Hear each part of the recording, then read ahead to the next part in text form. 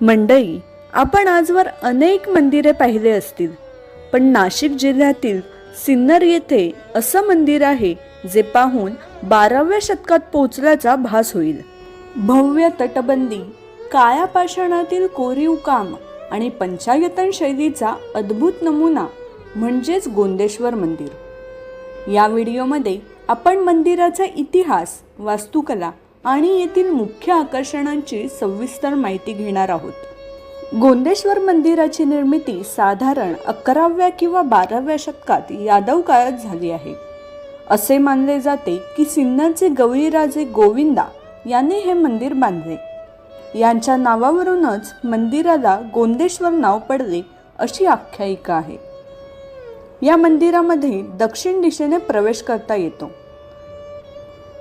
मंदिराचे प्रमुख आकर्षण असणारा पूर्वेकडील स्वर्गमंडप या व्हिडिओच्या शेवटी दाखवणारच आहे, तर व्हिडिओ शेवटपर्यंत नक्की पहा. गोंदेश्वर मंदिर त्याच्या भव्यतेसाठी प्रसिद्ध असून पंचायतन शैलीत बांधलेले आहे. याचाच अर्थ मुख्य मंदिराच्या चारही कोपऱ्यात 4 अत्यंत महत्त्वाची उपमंदिरे आहेत. या व्हिडिओमध्ये मुख्य मंदिरासह या 4 मंदिरांची माहिती देखील जाणून घेऊया. पहिलं मंदिर श्री गणेश. मंदिराच्या आग्नेय दिशेला बुद्धीची देवता श्री गणेशाचे मंदिर दिसते. हिंदू धर्मात कोणत्याही शुभकार्याची सुरुवात गणेशाच्या पूजेने होते. पंचायतनमध्ये गणेशाचे स्थान या संपूर्ण परिसराला पूर्णत्व प्रदान करते. दुसरे मंदिर भगवती पार्वती. मुख्य मंदिराच्या वायव्य दिशेला शक्तीचे म्हणजेच देवी पार्वतीचे मंदिर दिसते. शिव आणि शक्ती हे एकमेकांशिवाय अपूर्ण आहेत, हेच या मंदिरांच्या मांडणीतून दिसून येते. मंदिरांच्या भिंतीवरही विविध देवदेवतांची शिल्पे कोरलेली आहेत. तिसरे मंदिर सूर्य. मंदिराच्या नैऋत्य दिशेला सूर्यदेवाचे मंदिर आहे. हिंदू धर्मात सूर्याला ऊर्जेचा स्रोत मानले जाते. 12व्या शतकातील यादवकालीन वास्तुकलेचा हा एक उत्तम नमुना आहे. सकाळी सूर्याची किरणे या परिसरावर पडल्यावर या मंदिराचे सौंदर्य अधिकच खुलते. चौथे मंदिर भगवान विष्णू. मुख्य मंदिराच्या उत्तरेच्या आणि पूर्वेच्या कोपऱ्यात ईशान्येला भगवान विष्णूंचे मंदिर दिसते. या मंदिरावरील कोरीव काम अतिशय सुबक आहे. पंचायतन शैलीत शिव आणि विष्णू एकत्र असणे हे हरिहर ऐक्याचे प्रतीक मानले जाते. मंदिरात विष्णूंची सुंदर प्रतिमा पाहायला मिळते. या 4 दिशांना असलेल्या 4 मंदिरांनी या परिसराची भव्यता तर वाढवली आहेच, पण आता आपली नजर वळते त्या केंद्रबिंदूकडे, ज्याच्या अस्तित्वामुळे हे संपूर्ण संकुल पंचायतन म्हणून ओळखलं जातं. मुख्य गोंदेश्वर.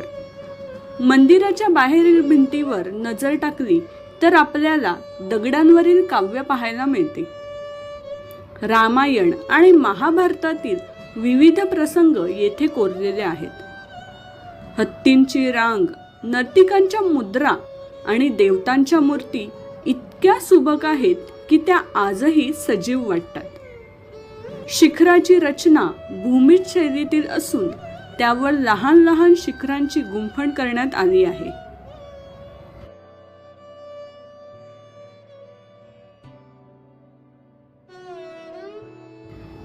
मंदिरात पाऊल ठेवताच आपल्याला दर्शन घडते ते म्हणजे सभामंडपाचे.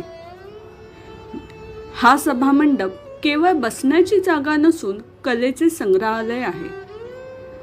सभामंडपाचा भार पेलणारे हे पाषाणी खांब अत्यंत नक्षीदार आहेत. या खांबांवर यक्ष, गंधर्व आणि विविध पौराणिक कथांचे प्रसंग कोरलेले आहेत. प्रत्येक खांबांची रचना ही पाहण्यासारखी आहे. वर पाहिल्यास आपल्याला एक भव्य घुमाटाकर छत दिसते. या छतावर हाताने कोरलेली कमळाची फुले आणि भूमितीय नक्षी पाहायला मिळते, जी त्या काळातील प्रगत अभियांत्रिकीचा पुरावा आहे. सभामंडपातील मोकळी हवा आणि प्रकाशाची योजना अशी आहे की भर उन्हाळ्यातही येथे कमालीचा गारवा जाणवतो.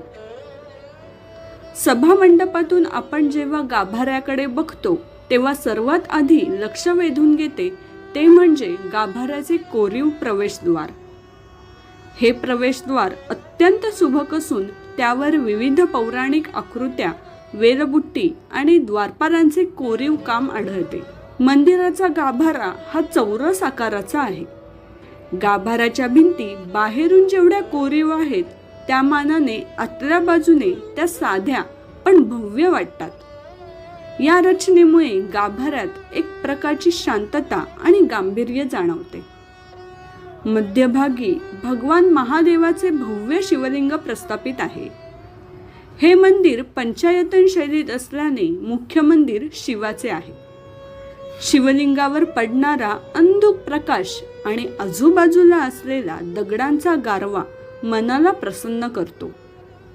संपूर्ण गाभारा हा काळ्या पाषाणात बांधलेला असून त्यावर कोणत्याही सिमेंट किंवा चुन्याचा वापर न करता इंटरलॉकिंग पद्धतीने दगड बसवलेले आहेत. गाभाऱ्याचा हा भाग सर्वात जास्त सकारात्मक ऊर्जेने भरलेला आहे. या गाभाऱ्यात उभे राहता तेव्हा तुम्हाला केवळ कलेचे दर्शन घडत नाही, तर हजारो वर्षांच्या परंपरेचा आणि श्रद्धेचा अनुभव येतो. हेच आहे गोंदेश्वर मंदिराचे चैतन्यमय हृदय. गाभाऱ्याचे दर्शन घेऊन आपण बाहेर आलो की समोरच एक भव्य आणि स्वतंत्र वास्तू आपलं लक्ष वेधून घेते.